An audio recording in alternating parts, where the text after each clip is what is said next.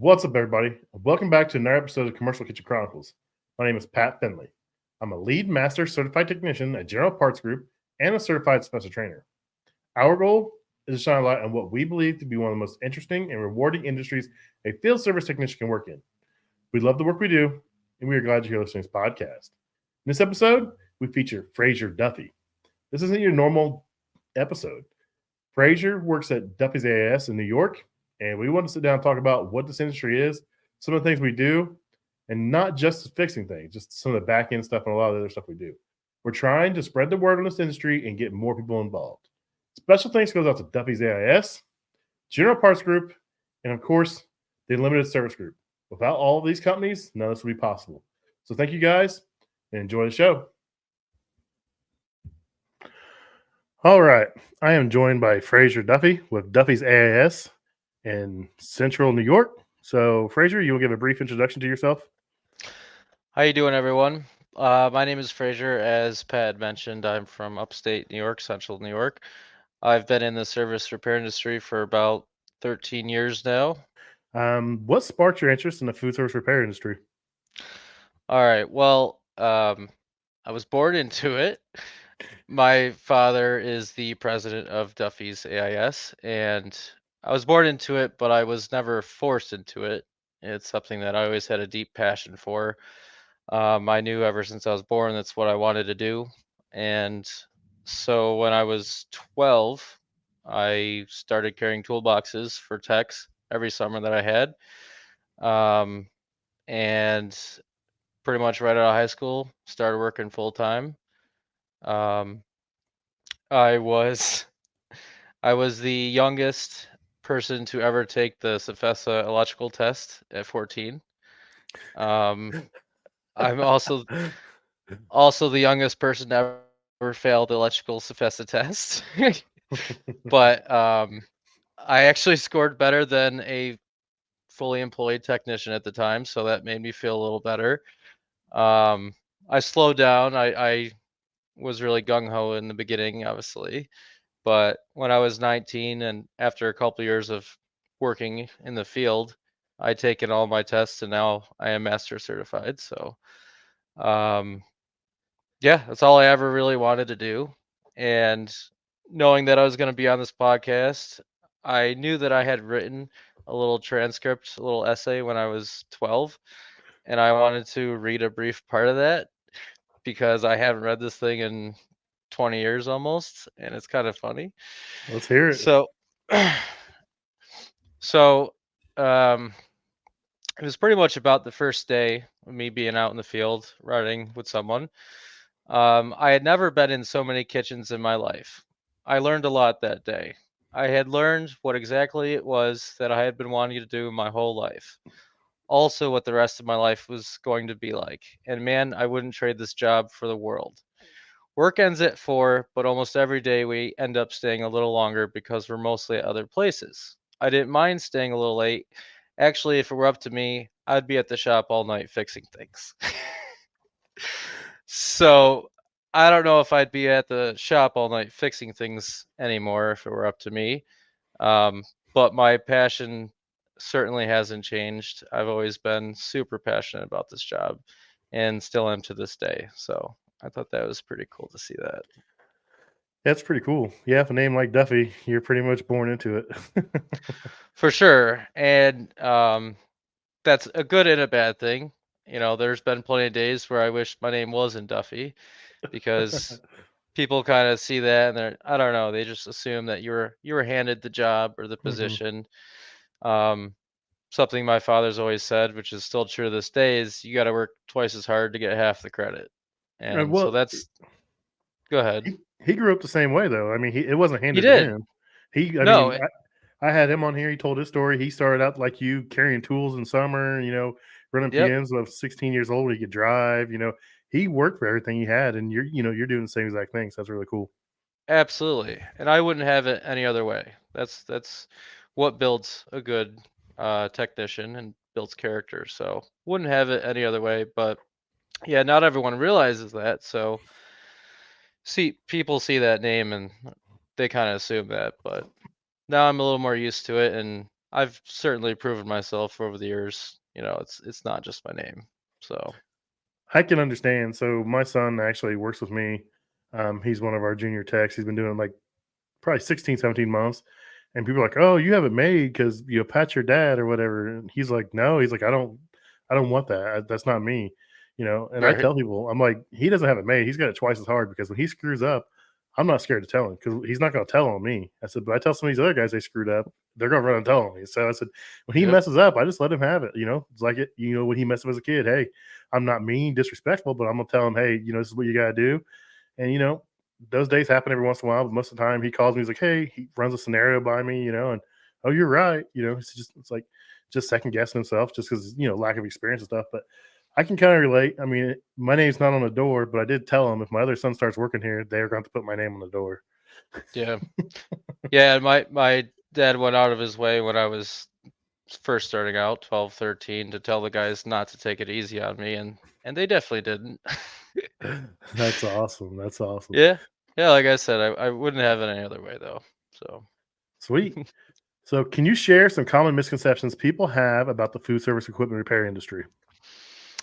Well, the biggest misconception I would say is that if you go to tell anyone what you do for a living, they don't even realize that it exists. There's a whole industry of professionally trained people, technicians, doing what we do, keeping the commercial kitchen industry up and running. So that's probably the biggest one. People just don't even realize we're out there. Yeah, a lot of times people are just like, "Oh, you're HVAC or you're refrigeration or you're electrical or plumbing." Well, guess what? We do all of that plus more. It's Yep, one industry where you can get in and you can really see something different 5 calls in one day, or it's a lot of variety, and that's why I like it. there's a lot of variety for sure, and I agree. That's why I like it. So, what are the most challenging aspects of repairing equipment in the food service industry today? Well, we just nailed it on the head, I think there's just a wide variety of things that we see. I think that's probably the most difficult thing. Um, no 2 days are the same. That's good and bad. um, but yeah, we do a little bit of everything, so it takes a really long time for us to get a grip on the job and get decent at it. Um,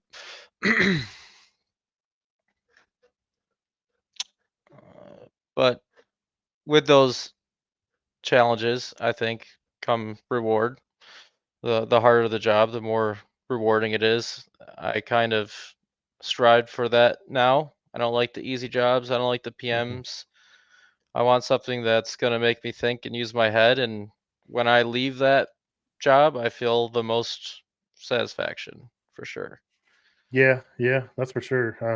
It's definitely you can work on a basic millivolt fryer to an oven that has a touch screen on it that'll tell you everything that's wrong with it, and in the same location. It's just the variety is huge out there. So I think Yeah, trying to know how everything works is a big challenge, and you're never going to know everything, but you just need to know enough to get you going in that right direction. I think. yeah. Understanding the fundamentals really goes a long way. And then on top of the wide variety and difficult things we work on, we're working in difficult locations. There's tight quarters, there's people rushing by you left and right, trying to do their job, trying to get the lunch rush orders out or the dinner rush orders out. Um, so you're kind of stuck in a little corner and limited in your space. And I've been in kitchens where I have to step out of the way, let them by, go back in, check this, check that, step out of the way again, and just gotta do what you gotta do. And we're working with live electricity a lot of times or combustible gases, so there's a lot of challenges. But like I said, I strive for those challenges. I really do. So it gets me up in the morning. Yeah, there's nothing like working in a food truck where it's like a hallway and you just walk and there's room for one person and you're trying to repair something. I'm like, oh boy, those are not the fun Yep. ones. There's four people back there trying to get by. Yeah. Yeah, that's a good point. So, how has technology influenced the evolution of food service equipment repair? Well, I think most people, most technicians would say that there's a iPad on pretty much everything that we work on nowadays. Um, there's a touchscreen to everything. Even the fryers that are getting covered in grease, they have touchscreens on them. And that's definitely that can be challenging. It's good and bad though. I think it's good when those touchscreens are built the right way. They have test outputs and test inputs. Some of them show you amp draws and voltages, flow rates, water pressures. Some of them could be really useful. Show you error codes and even tell you what the error code means right on the screen. The other side of that is they could be just so complicated. Ones that you've never seen before. You're not even sure how to turn it on. You're not sure where to go to find said test outputs, or they're password protected and you don't have the password for them. So there's that. And then the troubleshooting of them where you're using a meter. It's not cut and dry like most of the other pieces of the parts that we work on where you're checking voltage in and out. Now you have 20 different connections. You need to know where to check and what you're checking for. And it's usually not labeled right on them. So without that information, you're forced to call the factory and get it from them. So it can kind of slow you down. I think the FryMaster touchscreen has like 4 different voltages in there. I think there's 120 input. There's like a 24-volt AC. I think there's a 12-volt DC and a 5-volt DC. And Yeah, I'm not. It's ridiculous. And if you don't know what you're testing, I mean, you can misread or misdiagnose pretty easy on that stuff. So they're pretty complicated, man. But when they for work sure. right and you can use them to your ability, it's so nice. It really is. Like I said, that error message alone is huge, but they're not all created equally. It's something we're still advancing. So I think for the most part, though, it is beneficial and it'll continue to get better. But that's definitely, to me, a huge challenge that I've seen over the years. Going back 15 years ago, it just wasn't commonplace. It was all mechanics, just simple ish. So you guys use the same service as us. You guys use RFS or Global Edge, whatever you want to call it, on the iPad and your phone. Yep. How does that help your day? Does it make it easier, harder? I'm not sure how long you guys been using it. Did you guys have We've paper used before that? we've used it for a couple of years now. We've been digital for at least 10 years now. Okay, dang. Um, they kind of pushed us to that direction because that's where the world was going. For better or for worse. It really wasn't to make our jobs easier. It was more of an office thing. Hmm. Um, so I would say it's gotten a lot better over the years compared to where we started with all the digital. Um, but yeah, that is nice because it gives you history on the equipment that you're working on. You could take pictures and throw them on the work orders. Um, Papers don't get lost. They're not stuck in someone's van waiting on them to return them. It really jogged my memory to go back that far to where we were paper, but I would say it's gotten a lot better since then.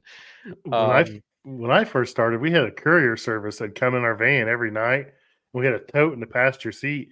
You throw all your old paperwork, your return parts in there, and they throw a new tote in your seat with new paperwork and new parts for your jobs for the next day.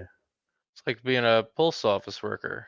Yeah, but they just drive around to all the guys and they just get in their van every night and throw totes in there, pick a tote up and go. And that's how we used to get our paperwork and parts when I first started 18 years ago. That's that's wild. I've never heard of that one.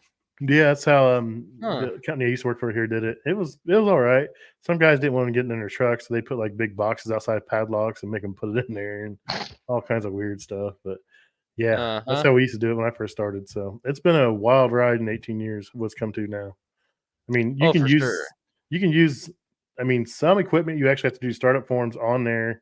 Um, you can look up parts through apps. I mean, books, troubleshooting books, service manuals, all kinds of stuff on there. And it's kind of nice as long as you have signal. Yeah, that would be key. Yeah. Not normally, but usually I would say you can get Wi-Fi. There's only few and far between times when you can't, but yeah, without that, then you're SOL. You got to drive down the road and do your paperwork there. So, what does a typical day look like for a technician at Duffy's AIS? Well, we get our schedule the day before. It comes through in an email with all the locations that you're going to. It'll tell you if it's a part in or a new call. So if you have part ids, you make a stop at the shop in the morning, you grab those parts, which are on a shelf with your name on it. You load up your parts and you head out for the day. You go to your first call, which could be anywhere from 15 minutes to an hour and a half, 2 hours away. Um, you check in using the mobile app that you just mentioned, which is also our timesheet. So it's kind of integrated both things into one. So you travel to the call. When you get there, you punch into it. So you're billing them labor. You do what you got to do. You talk to the manager. You ask some questions about the unit. You put the parts in that you have, or you diagnose the issue. Then you update the call. You add your photos.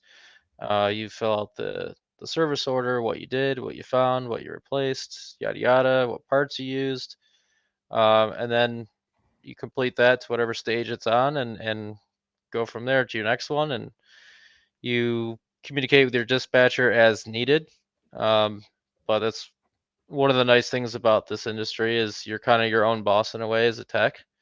You don't have someone constantly over your shoulder asking what you're doing, or saying you're holding that wrong, you're doing this wrong. Like, we all know there's more than one way to skin a cat.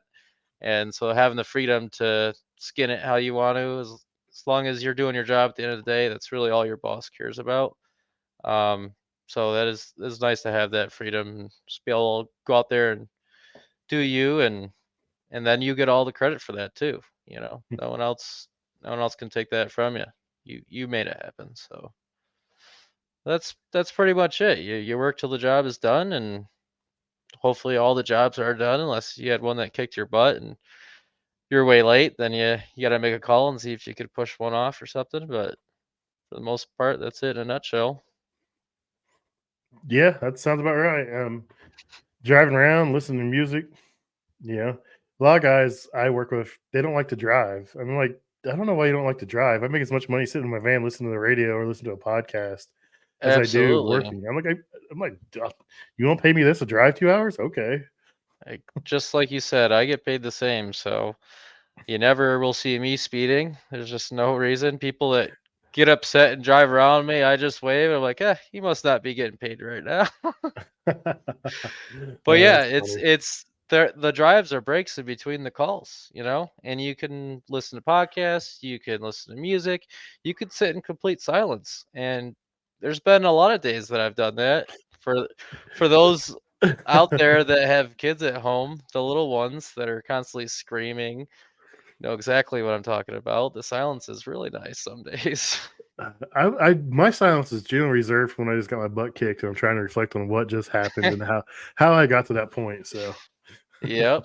There's that. Time for reflection, whether it be the call or you got something going on, mhm, you can't get your mind off of. Those drives are perfect for that. So, I nice. also like driving in general, so I've never seen it as a bad thing. Yeah, there are days where I'm like, I wish I wasn't 2 hours. I wish I was 15 minutes, but is what it is. I'm getting paid the same, just like you said. So what skills are essential for success in this industry? Um, well, I think having common sense goes a long ways. Uh, that might be something that we often overlook, but if you don't have common sense, I don't think you can really do this job. Because a lot of it just is simple stuff like the fundamentals. Once you learn the fundamentals, those kind of become common sense for us. Um, the ability to work with your hands, obviously, is a huge part of it, and enjoying working with your hands. Being resourceful, because you're never going to have all the answers to everything. Um, the difference between a good tech and a great tech is the great tech can walk into something he's never seen before and be an expert on it when he leaves, just because he knows where to look for those answers. He can pull up the service manual and be able to read it, or follow a wiring diagram, or call the manufacturer and have a coherent, conversation with them. he already has his voltages, and he's already done the basics, and they can talk to you and understand that you know what you're talking about. But yeah, being resourceful is huge when it comes to this job, I think. With being self-motivated and self-determined, because like I mentioned earlier, it's just you out there. So if no one else is pushing you, you have to be the one pushing you. And if you're not self-motivated or disciplined, then you're not going to go very far in this job. It's going to show up pretty quick.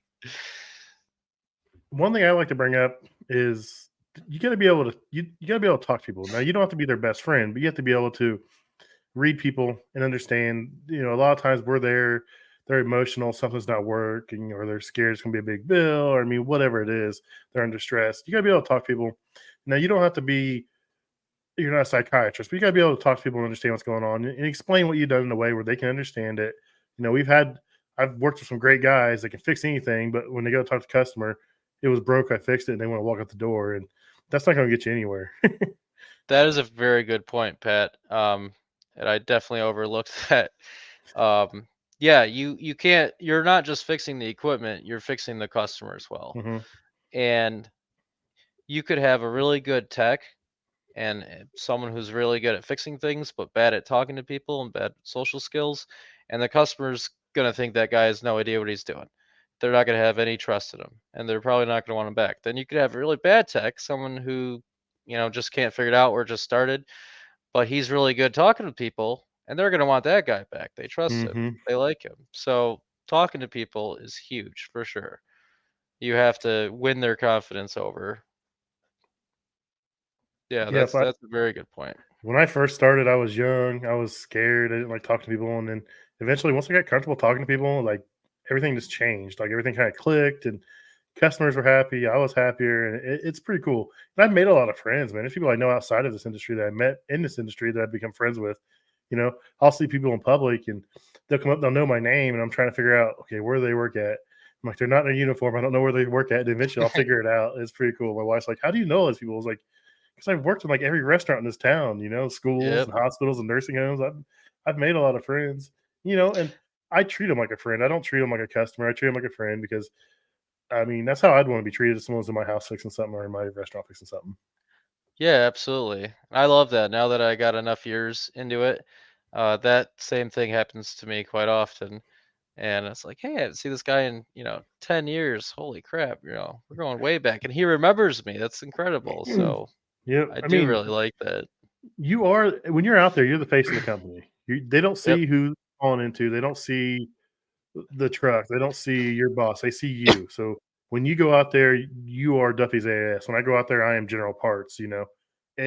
That's who we are when we walk in. So you want to treat the customer in a way that's going to shine well on the name that's on your shirt. Yeah. And you have to portray confidence in what you're working on, regardless if you've seen it once or a million times. They have to believe that you know what the hell you're looking at. Dude, there's so many times I've been there scared to death. Like I didn't even know how to turn something on. I look Yep. around. I'm like, who normally uses this? And they're like, oh, it's this person. I'm like, hey, can you come over here and show me what you're doing when it doesn't work? Yeah, show me what happens when you use it. I love that one. That's my go-to. I taught that to my son early. Like I said, he's only been doing it like a year and a half, dude, and he runs into stuff every day he's never seen, and that's his Yep. go-to line. And he's used it in front of me, and I just look at him and smile. That's my boy. That's Yep. good. That is a great workaround. But yeah, Um, when I obviously look young for my age. I'm 31, but I look much younger. I looked even younger when I was 18 and I first started. So for me to win people's confidence over was extremely difficult, but I had good charisma. I was able to talk to people and was able to get me by. So yeah, I get it. It's tough for sure. so, what are some of the emerging trends in food service equipment repair that professionals should be aware of? um, so I would say not to exceeds and third party billing. These to me have been becoming more and more commonplace. Hmm. And there's something that we need to be aware of for sure as professionals. Um, on top of the already long list of things we need to be aware of as professionals. It's never So ending.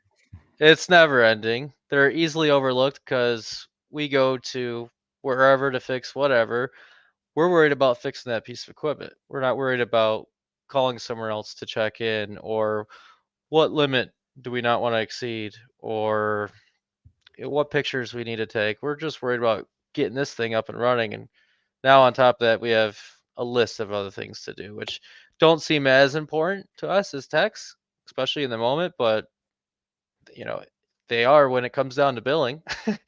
So those little background tasks that are continuously added to us, I would say, are things we need to be aware of, because I don't think they're going anywhere anytime soon. If anything, they're just going to become more and more relevant, which hopefully will make it easier for us to remember to do them if we're doing them on every job. That's the other thing. These not to exceeds and checking in the service channel, it doesn't happen on every job. That's half the reason why it's easy to overlook it. So When that service channel app is working, it is amazing. When it doesn't work and you have to use the customer's phone, it's an absolute nightmare. yep. Yeah, I go as far back as to where it was all just the customer's phone. I don't miss Oh that yeah. at Yeah. all. When the app started working, I was like, "This is great." Until it thinks you're further away than you are, and you're sitting in the parking lot. I'm like, "Oh, now I gotta go call." Or you forget to check out and you've already left and it was 2 hours away, and it's like, great, now I have to go back just to check out. Dude, I had one that was like 173 hours, and like the office couldn't even check me out of it. I looked, I was like, "That's still on me?" I was like, "It's still running." Yep. I just That's hope they're not getting billed for that amount. no, that's funny. Yeah. So, what advice would you give someone considering a career in the food service equipment repair industry? Um, well, first of all, I would say congratulations. This is a career, and once you get the fundamentals down and you know the job, you are worth your weight in gold. You can go into any trade with HVAC, electrical, plumbing, anything with in regards to what we do. So if this niche job isn't for you, then there's plenty of other things that you're going to have a leg up on already. Um, Secondly, I would say don't give up hope. Um, if you're struggling, your first couple of years are going to be extremely difficult, the most difficult, because almost every day you're seeing something for the first time and you're still trying to understand the fundamentals, which help you through everything that you do. Um, so the first couple of years are the hardest, but stay strong. Once you get through those first couple of years, you're going to be way more valuable and the job will get much easier. Um, Lastly, I would say you get in or you get out what you put in. The harder that you work, the more you're going to get out of it, the faster you'll get better at it. So it all comes down to that self-discipline and motivation for the job, really. Yeah, I like that. People always ask how I got to where I'm at, and I've I've never said no, and unfortunately, it's probably got me trouble sometimes at home. But I always took on the night jobs, the night installs. If training became available, I wanted to take it. I was at Yep. home learning stuff on my own. Searching the internet, finding resources, taking everything I can, and I just really I love this industry, and so anything I can learn about it really just sticks with me, and that's just how I've got to where I'm at. Yep. I concur. But like you said, I mean, you can be mediocre and make decent money and get by, or you can want to be the best and you can make the most and you get to do all the cool stuff and the fun stuff. And it's what you put into it, just like everything else in life. Yeah. Yeah. Some of my coworkers would joke and call me the yes man.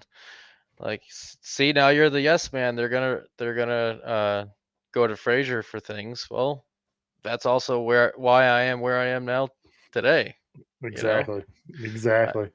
absolutely. So, can you share a memorable or challenging experience you've had while repairing equipment? Yeah. So, um, this one took me a while to think about. I've fixed tens of thousands of things. I don't even know how many things I've fixed. So for me to think about one in particular is extremely difficult. Um, but I came up with a good one that I want to share. Um, when I first started, I was a newbie, first out on my own, first couple of years. my very first fryer pump and motor assembly that I had to change at McDonald's. Um, it kicked my ass. It was bad. um, it took me about 5 hours, and everything fought me every step of the way. I can remember at one point in the job, I'd gotten it out and I couldn't break the fittings off the old pump. And I'd called my boss, and he had already gone over like how to hold the pipe wrench the right way. And he said all he could say, and all he had left was tough love, which is not something I wanted, but something I needed. And he's like, "What do you want me to do? Come there and fix it for you? Like, do you want me to take the pipes apart for you? I don't, what else do you want me to tell you?"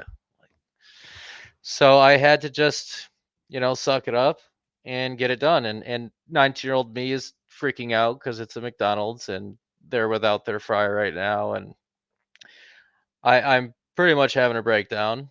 Um, I Been there. may have cried a little bit in my van on that job. But eventually I got it all done, and I was just relieved that it was behind me. But I remember leaving the job and wondering if I was cut out for the job, if I was going to be able to actually do this, or if it was, better than me, because this fryer just kicked my ass. um, Fast forward about 10 years, and I'm at that same McDonald's, and I'm replacing the filter and pump on that same fryer. And now this is personal for me. I wanted to kick this fryer's ass instead of the other way around this time. And I did. I got this job done in about an hour and a half, which is a Nice. really good timing for that job. Mm-hmm. Um, and it's important to me because this job is really hard to measure progress because we work on so many different things. The progress is slow, it's gradual, so it's not something that you see, doesn't happen overnight. And it's hard to measure because you're doing so many different things. Obviously, I knew that I had gotten better over the last 10 years, but for me, this was a way for me to directly measure my progress and how far I've come over the years. So for me to go from that 5-hour job where it just kicked my butt to this where I kicked its butt in an hour and a half was huge for me, and that's one of the things I'll never forget. So That's an awesome story, man. That's yeah. pretty cool that you had to full circle 10 years later, come back to the Yep. same unit and changed it. Yeah, I remember my first fryer pump at a McDonald's and an old Fry Master, and just dude, I was like, "What am I doing? Why am I doing this? Why am I here?" Of course, They're such a me, pain. I was letting them use the fryer. I had a half push under the hood, and it's just I'm like, man, why am I doing this? And but once you get it, the satisfaction of not giving up, of actually beating it and winning. I mean, it's no better feeling. I always talk about my son because he's my son, and I talk to him all the time. But he had a job that was absolutely beating him up, and I was like, dude, I told you everything I could tell you. I said, I don't know. I said, you're going to have to figure it out. And then like I didn't hear nothing back, and I was like, okay. And I called him, and sure enough, he's like, oh no, I did this, and it came right apart. And I was like, oh, well, that's a cool little trick. It's like, Huh. so just that feeling of, being defeated but not giving up and actually winning is a great feeling, man. Yeah, you have to have a lot of perseverance, but yeah, those difficult jobs are also the most rewarding jobs, for sure. So as much as they suck in the moment, when you come out of them, there's no better feeling. It's what I like to call secondhand fun. It sucked in the moment, but afterwards it was kind of fun that you figured it out and you won. So it's Yep, secondhand fun. So there you go. so let's talk about expanding on education on the skill set that makes a successful skilled food service technician. We talked a little bit about always wanting to learn and do it on your own. But what are some opportunities once you get hired in and once you get started? What are some of the opportunities that Duffy's AIS presents to technicians? Well, for one, we do the CFESA certifications, which are all very in depth. They come with a nice long test at the end. Um, those I think go a really long ways for the technicians. It's not a book that you can just read. You can't just give it to a stranger off the street and then they be a professional in electricity or gas. You have to study those while also applying it to the field. But they go hand in hand, and if you do it that way, they are very beneficial. Um, on top of that, we have some in-house trainings for gas and electricity and refrigeration. And then there are never-ending factory training opportunities that we try to send guys out to at least a couple times a year. Um, I can't tell you how many I have now, but I think those. I always tell guys there's no such thing as a bad training. Mm-mm. Um, some you'll get more out of than others, but there is no such thing as a bad training. You'll always get something out of them, and that's what we do for our techs. Are you guys utilizing the USG University thing yet, or wait until it's a little closer? Or Not yet, but I do want to incorporate that into some of our job fairs. Um, we're going to be doing some at high schools, and I think that's a great opportunity for those kids before they go to college or decide to go to college. Show them that opportunity. That is very cool. That didn't exist when I started. I wish it did. I feel like that's a huge shortcut into this industry, so I'm very oh yeah, excited to see that's a that. great opportunity. You go away for a couple weeks, you study one thing, you come back, you work on that, you go back. 6 or 8 week program, and I think it's a lot of great opportunities. That our parent company is now offering, and I think once we get it all set up across the country, I think it's going to be a huge, huge bonus for us as an For sure. industry and as a company. So Yeah, I'm really excited to see the results of it. It just started, so it's too early to say how it's doing, but I'm sure it's going to do great. I really am looking forward to it. So, yep, seems pretty good. And Paul, does Paul do your guys' training stuff up there for you, or yeah, he is. He's actually training me to take over or help with them, so train the trainer kind of thing right now. So it's definitely different. I've done plenty of tech trainings one-on-one in the field. Mhm. Training a class on a subject is quite different. So, So they used to have a Garland and Fry Master program called Train the Trainer, and I used to teach level 2 Garland clamshell grills, and that's the Pearl grills, the new ones. And yep. I taught Fry Master level 2, so I used to travel amongst all the general parts and teach that. And then I teach refrigeration, basic refrigeration at FESA once a year. That's a couple guys, and we trade off. So I do it once. Oh. I do it in the fall. I really need to change this. I do it in the spring, so it doesn't interfere with hunting season. But that's just a little selfish there. So, but no, there's plenty of opportunities out there. Like you said, manufacturing, in house, USG University stuff. Cephesa has a lot of stuff we send guys to. So there's endless amounts of training. It's just how much you want to get involved and how much you want to do yourself. Yeah, it never ends. It really doesn't. I mean, you could come into the industry green and you're with a guy 4 to 6 months training every single day, and they're never ready. No one's ever ready when they go out on their own. At least they don't feel like they're ready. And then you learn a whole bunch more when you're out on your own because now you don't have a guy to lean on. That layer of protection's gone. So there's a whole nother aspect of training on your own, and then you have the continuous factory trainings after that. I love about that about this job. So it's never ending. I like to talk about when I started. I got 2.5 weeks of training. I was an electrician before I started this. I got 2.5 weeks, and they were like, "Oh, he'll figure it out. Just kick him out and let him go." And Woo! oh, that was rough. But thinking about it, I Wow. mean, the stuff I seen 18 years ago is nothing compared to what it is now. And then we have guys that have been doing this 30 plus years, and they're training guys, and they expect them to catch on. I'm like, wait a minute, 30 years ago, you could carry a tote full of parts and fix 90% of the stuff you worked on with the same common parts. I said, nothing's common anymore. Some of these Yep. ovens have thousands of feet of wire in them. I mean, it's not 30 years ago. You got to give these guys a little more break and explain stuff a little better. Yeah, just because you started 30 years ago doesn't mean you don't need continuous training as well. The Yep. equipment is always advancing. It's never ending. So So it is a great career because there's endless paths. You can go anywhere and do anything. I mean, I don't know what roles you guys have. I don't know if you guys have like a PM tech and you go up from there. So, what kind of career path opportunities do you see in this industry? Well, we don't have PM techs, but yes, there are endless. endless possibilities. We cover so much ground that you have this on your resume or you have this understanding on you, then no matter where you are in the world, you'll find a job and you'll find one quickly. Um, as far as in-house stuff, um, the older techs that their bodies are starting to give out on them, but their minds are still there. There's a lot of opportunities for them as well. Um, we actually just had a guy transition from tech to sales representative, and it's been a really smooth transition and really beneficial to us because now he's got all the service background. So he's pretty much the middleman between service and office for our sales division. So That's um, cool. yeah, once you learn the stuff, we try everything to retain them because, like I said, you're worth your weight in gold.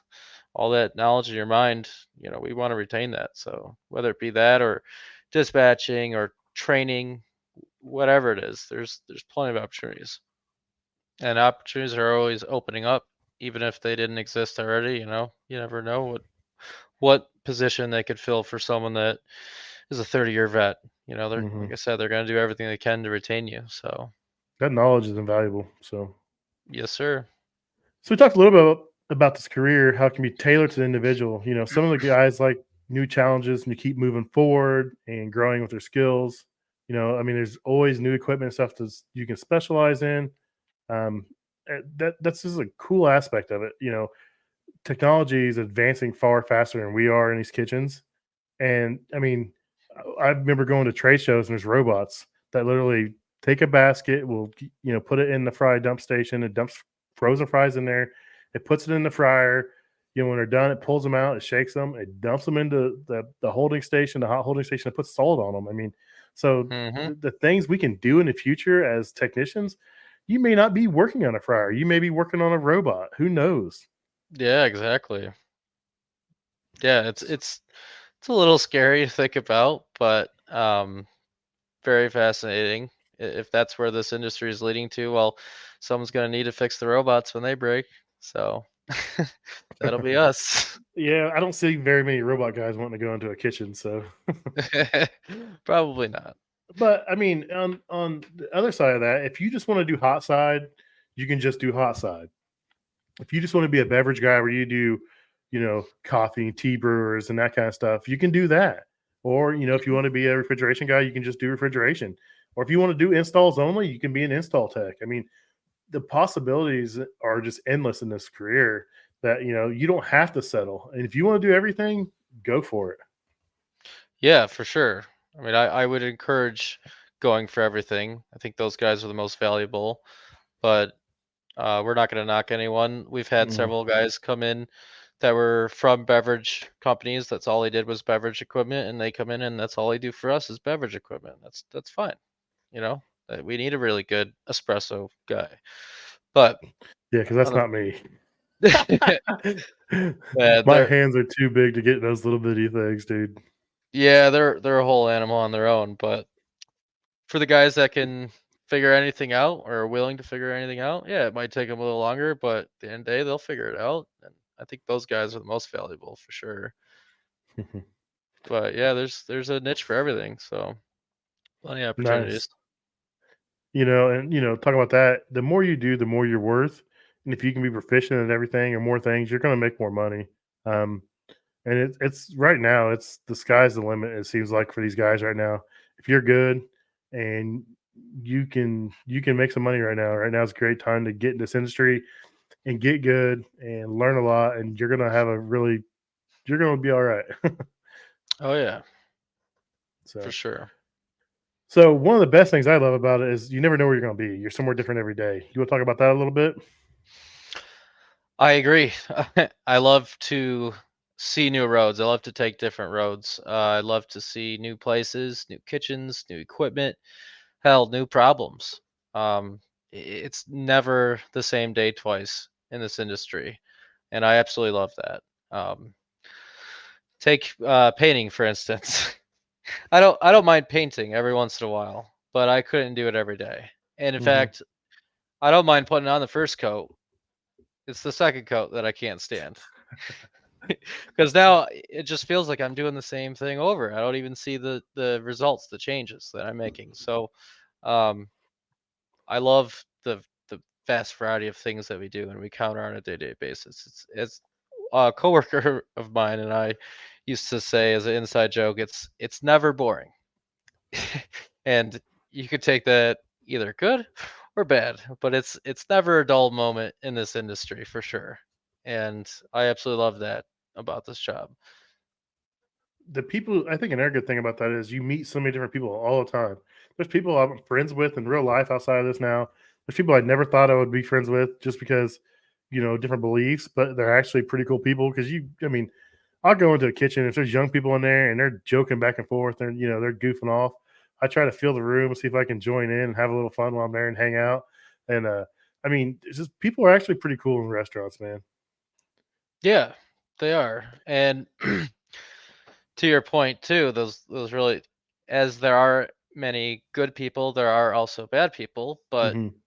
we're one place to the next. So if you encounter a guy that's just a jerk, well, guess what? In an hour, you're going to be on somewhere else. You don't have to deal with that guy anymore.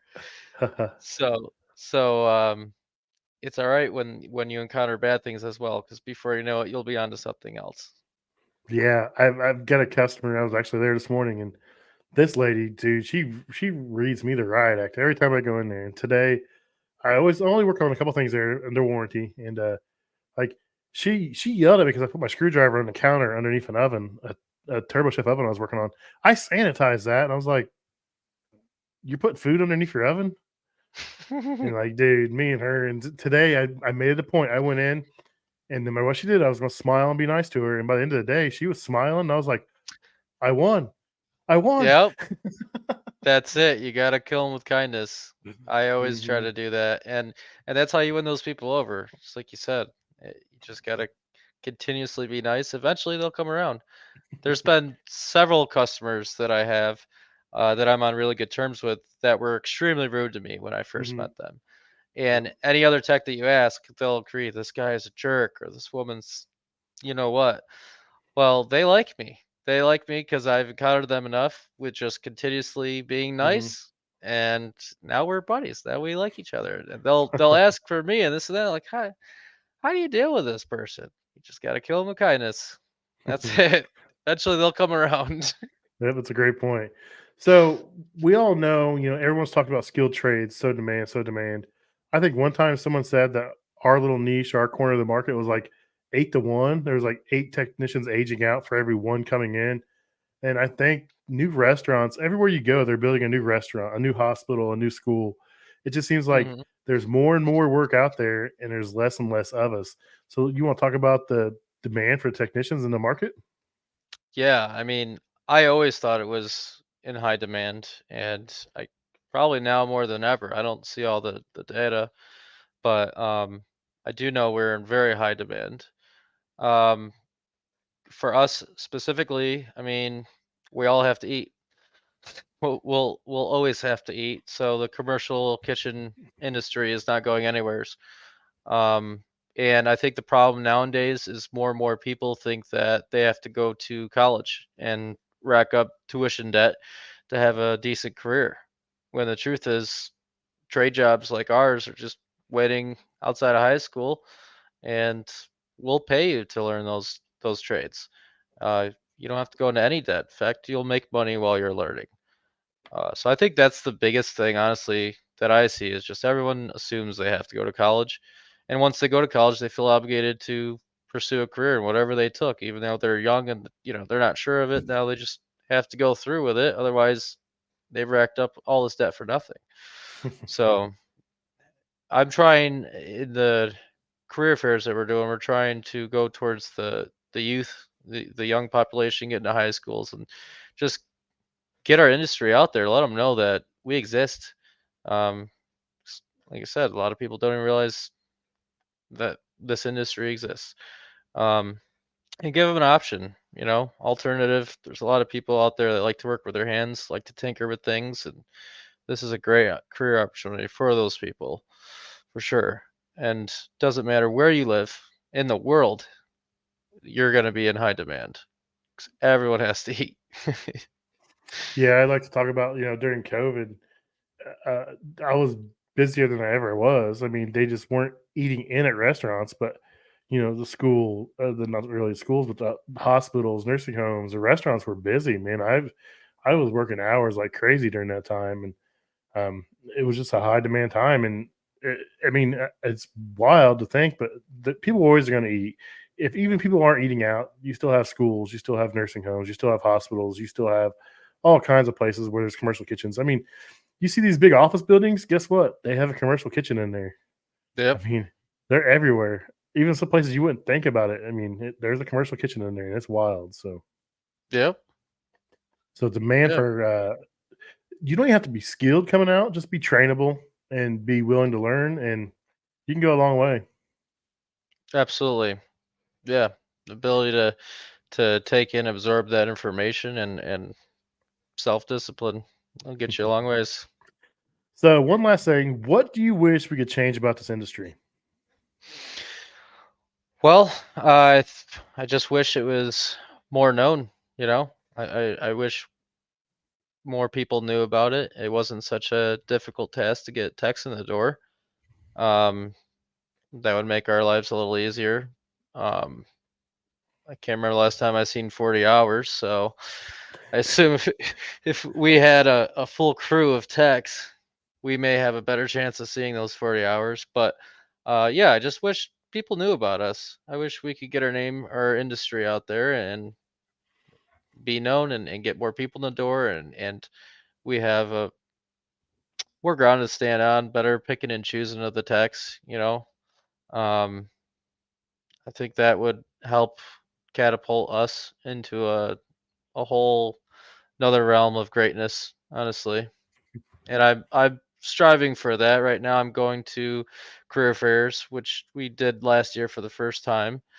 Basically, Albany, our branch in Albany, has always struggled getting techs in.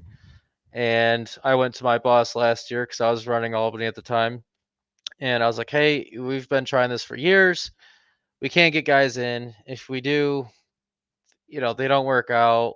And now we have better resources and we still can't get guys in. Like, we got to do something.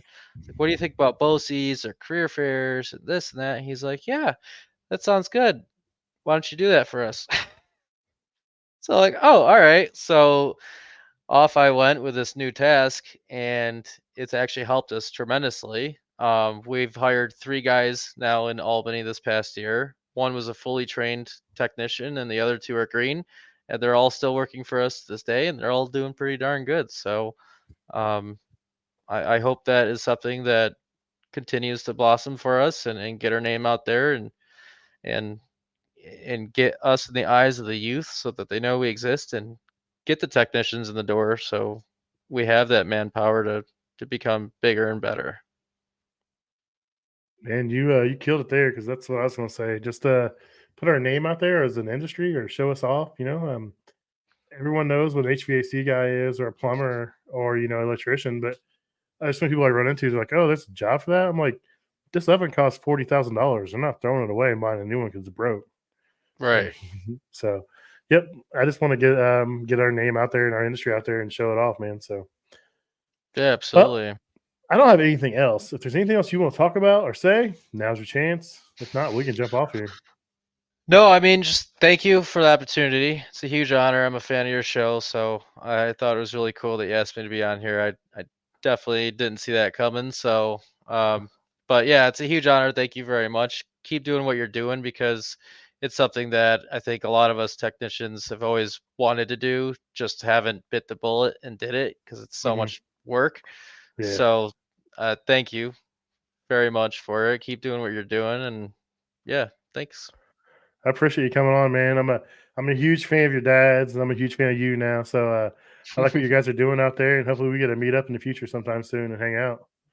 Yeah, absolutely. That'd be great. I'm looking forward to it.